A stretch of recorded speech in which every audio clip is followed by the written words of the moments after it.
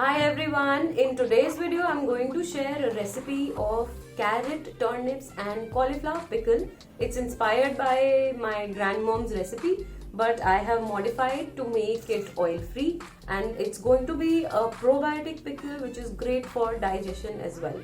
For oil-free pickling, I'm going to use brine, and another important thing we need is an airtight glass jar. It is important that the glass jar is completely airtight in order to make sure that the pickle will not get spoiled. To check if your glass jar is completely airtight or not, you can fill it up with a little bit of water and turn it upside down and just see that no liquid is pouring, and make sure that you rotate it in all directions, because sometimes in one direction it may not leak but it may leak when you turn it around. So that is a good way to check whether your glass jar is completely airtight or not. It happens that when you buy the jar it is airtight, but after using a few times the lid becomes loose or something, so it's not airtight anymore. So it's important to check your jar before every time you pickle. And another hack that I've discovered, because I bought so many glass jars and the lids kept becoming loose or something, and sometimes the lids, if you're using a metal lid, it gets rusted from inside, or if you're using a plastic lid, then they tend to not be airtight anymore after some time. So I figured out a hack. All you need to do when the jar is not airtight anymore is place this, any plastic leaf you can take or a Ziploc bag, place it on the jar, and it's okay because this is not going to be touching our ferments, so we can use plastic, that's fine. And then we just close the lid from the top. When you do that, you will notice that it's become really tight and it will not leak at all. As I said, I'm going to be using brine, and to make brine all we need is water and salt. I have 1 liter water here, and in 1 liter I will be adding 1.5 tablespoon of salt. Avoid using table salt. I definitely use only organic salts when I'm making my ferments, because they are free of any kinds of preservatives and toxins.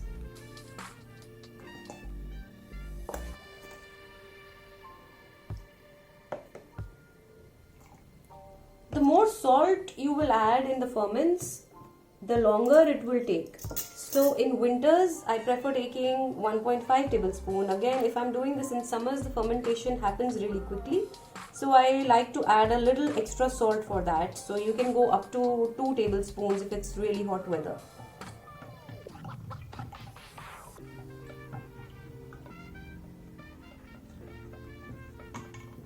Our brine is ready. Today's pickle, the ingredients we'll be using is cauliflower. I have baby turnips, you can use regular turnips also, and ginger slices, carrots, and a number of herbs and spices. You can again use anything of your choice, but like I said, that I'm using this recipe inspired by my grandmom, so I'm using all the spices that she used to use. I have added bay leaves here because they make sure that when we are fermenting in brine, the vegetables would stay nice and crunchy even for a longer period of time. So I have bay leaves, cinnamon sticks, mustard seeds, clove, whole black pepper, and don't worry about the quantities. I am going to list them in the description box. Apart from this, I also have garlic cloves, dry red chili, carom seeds, and cumin seeds. Once everything is washed and dried and chopped into desired shapes, all we need to do is assemble everything in our jar. When we are fermenting in brine, we don't need to be very strict about how to sterilize, but it's a good idea to wash the jars nicely with hot water, and you can always keep them outside in the sunlight as well for a few hours. We need to tightly pack these vegetables in the jar as closely and tightly as you can. And make sure to put everything one by one, and of course you don't want to put all cauliflowers together and then all carrots together, so keep alternating between different vegetables. And I prefer to add spices along the side, not all at the end, because then sometimes they get stuck in one side.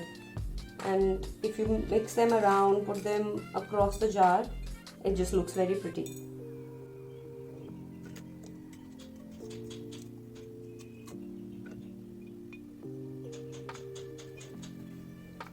So keep finding spaces and try to push the vegetables down as much as you can. Don't worry, you won't break the jar or your fingers.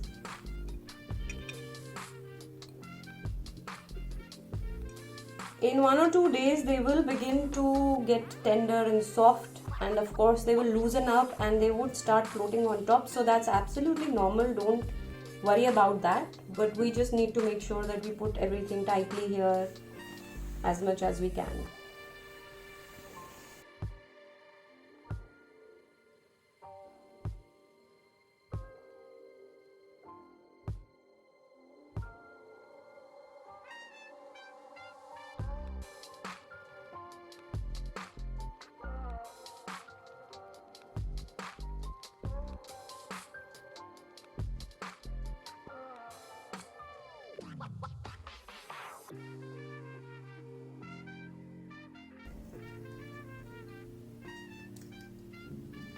How you chop the vegetables is totally up to you, and basically how you want the pickle to look like.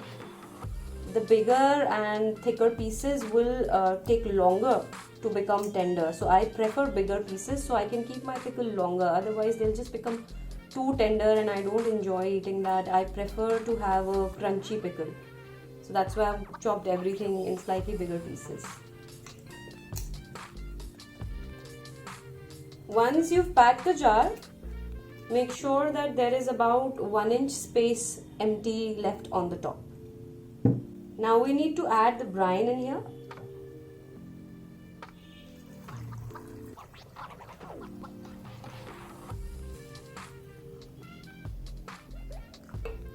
Now we need to leave around 1 centimeter space on top.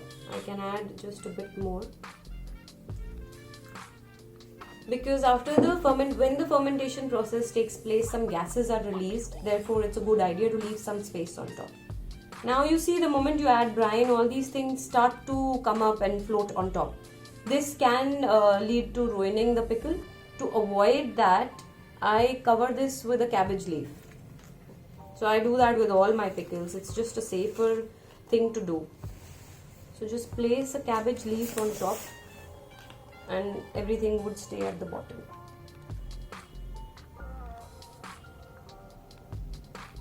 Press it nicely so that all the air bubbles, if there is any air, that will escape. So the moment I did that, some air bubbles came out. We don't want any air inside. So just press it and release all the air in there. Now this is, I can see it's nice and tightly packed. If you feel it's still floating around, you can keep some weights on top, like a little pebble or soapstone ice cubes. I use these kind of soapstone ice cubes, but right now I don't think there is a need. But if you want to, you can keep some of these on top. You also get fermentation weights, especially for this. You can use those as well. Once this is done, we need to just close the lid. So the pickle is not ready yet, but we've done what we had to do. It will take anywhere between 2 to 3 weeks to get ready. And until then, there's not much we need to do. We want to keep it away from sunlight. And for first 2 to 3 days, it's a good idea to open the jar, open the lid once in the day to release any gases. After that, you will notice that the amount of gases would reduce subsequently, so you can open it once in 3-4 days after that. But first 3 days, make sure to open the lid every day once. Thank you for watching this video. If you want more tips and healthy recipes, then subscribe to my YouTube channel and follow me on Instagram.